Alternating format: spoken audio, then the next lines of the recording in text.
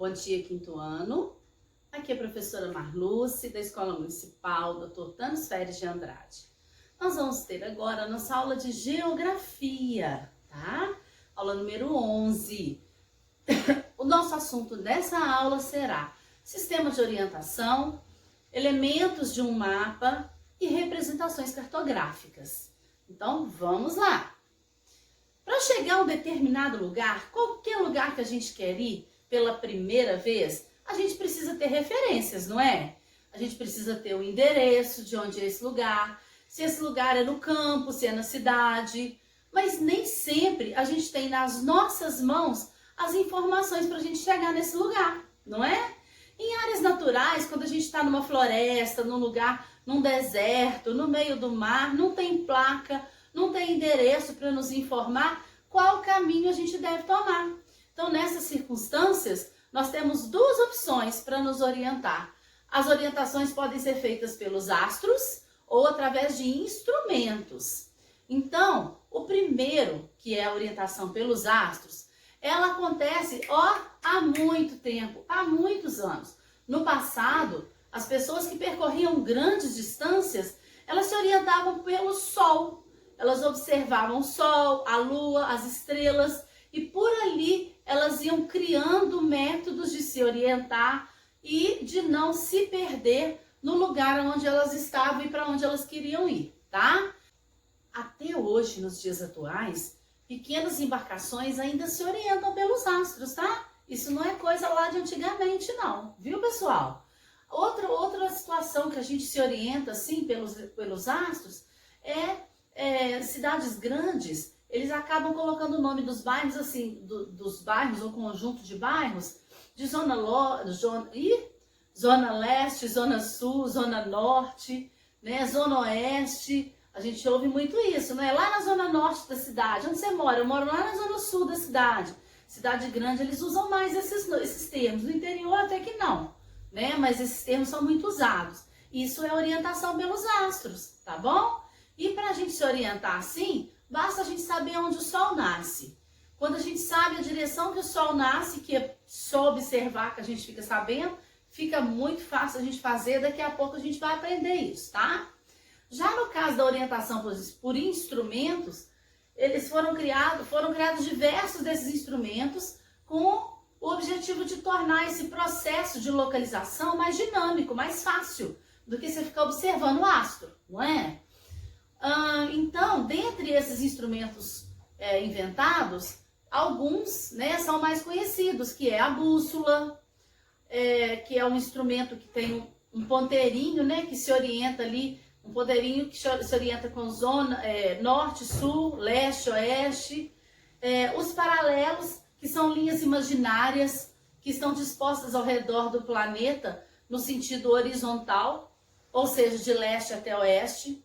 As latitudes, que são medidas em graus entre as linhas dos paralelos, ou qualquer ponto do planeta até a linha do Equador.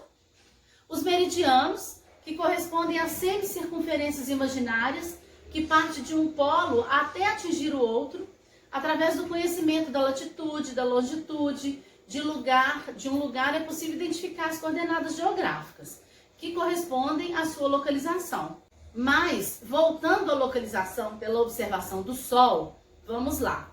Veja esse menininho aí na telinha de vocês. Então, olha só. A pessoa deve saber em que direção nasce o Sol. Então, o lugar que o Sol nasce, a gente chama de direção leste. A partir daí, é possível posicionar o braço direito em direção ao Sol para saber que ali é o leste. A parte frontal, ou seja, a frente da pessoa, a frente do meu corpo, está direcionada ao norte. Automaticamente, o sul fica nas minhas costas. E o oeste fica na direção do meu braço esquerdo. Então, quando a gente observa esse menininho aí, dá pra gente entender direitinho isso que eu estou falando, tá? O menininho tá com o bracinho direito direcionado ao leste, o bracinho esquerdo corresponde ao oeste, a frente ao norte, as costas é o sul, tá? Isso, eu não tenho que ficar guardando tudo na minha cabeça. O que eu tenho que saber, principalmente, é que a direção que o Sol nasce resto vai por consequência. E assim a gente consegue descobrir a orientação direitinho como que é, tá? Então, olha só, no PDF de vocês, vocês têm aí o desenho desse menininho. Então, vocês vão observar no PDF de vocês tudo isso que eu estou dizendo. O lugar, a direção que está o bracinho dele, a direção que está a frente, as costas. E aí vocês vão compreender direitinho isso que eu estou dizendo. Você também pode, amanhã cedo, observar na direção da sua casa em que lado o sol nasce, né? Esses dias está meio chuvoso, mas espera o sol sair que nós vamos conseguir observar isso. Veja em que direção o sol nasce na sua casa, para você colocar seu bracinho direito. E aí você vai saber qual direção é o sul, o norte, o oeste, o leste. Você vai se orientar. A gente precisa somente saber onde está o sol primeiro, tá? Agora, veja esse mapa. O mapa, ele é composto, gente, de vários elementos que nos ajudam a interpretá-los. Os elementos de um mapa são o título, a legenda, a escala, a orientação e a projeção cartográfica. Todos eles ajudam-nos a ler e a compreender as representações que os mapas possuem. Esses são elementos obrigatórios de um mapa, embora nem sempre estejam presentes em todos os mapas que nós vemos por aí. Vai ter mapa que não vai ter, por exemplo, a legenda, vai ter mapa que vai faltar, a orientação sempre tem neles. A projeção cartográfica às vezes não vem em mapas mais simples, então a gente vai perceber isso nos mapas que nós vamos conferir, tá? Então, vamos ver agora o que significa cada partezinha dessa, tá joia? Vamos lá então. O título, ele é o indicador do tema retratado. Do que se trata esse mapa? Então, o título do mapa ele é muito importante para eu saber que mapa é aquele. Do que aquele mapa está falando, né? Às vezes ele tem um subtítulo também que explica melhor o assunto do mapa, tá? A legenda. A legenda são os significados dos símbolos que tem no mapa. Então, quando eu vejo a legenda, ali indica cada cor. O que significa cada cor? Essa cor significa que o clima está assim, se for um mapa de clima, se que está mais frio, que está mais quente. Quando é um mapa de população, as cores elas vão mostrar o lugar que é mais povoado, menos povoado. Cada mapa tem um sentido diferente, mas a legenda ela traz sempre essa orientação. A escala indica a relação matemática entre o espaço real e o mapa no papel. Como assim? Quando você vê o mapa, ele é feito de, por exemplo, do Brasil. O Brasil é um país enorme. Vai caber o país inteiro na folha do seu caderno? É claro que não. Mas para a gente desenhar o mapa do Brasil no caderno, a gente vai usar uma escala menor.